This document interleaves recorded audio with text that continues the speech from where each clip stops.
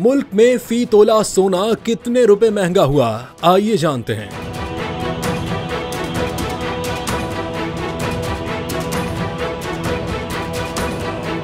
मुल्क में कारोबारी हफ्ते के पहले रोज सोने की कीमत में इजाफा हो गया। All Pakistan Sarafa James and jewellers association के मुताबिक मुल्क में फी तोला सोने का भाव 1600 रुपए बढ़कर 3,59,700 रुपए हो गया। एसोसिएशन के मुताबिक 10 ग्राम सोने का भाव 1371 रुपए इजाफे से 3,08,384 रुपए है। इसी तरह आलमी बाजार में सोने का भाव $16 इजाफे से $3,372 फी ओंस है, जबकि कारोबारी हफ्ते के आखिरी रोज फी तोला कीमत 3,58,100 रुपए हो गई थी। इसी तरह 10 ग्राम सोने का भाव 944 रुपए के इजाफे से 3,07,013 रुपए पर आ गया था।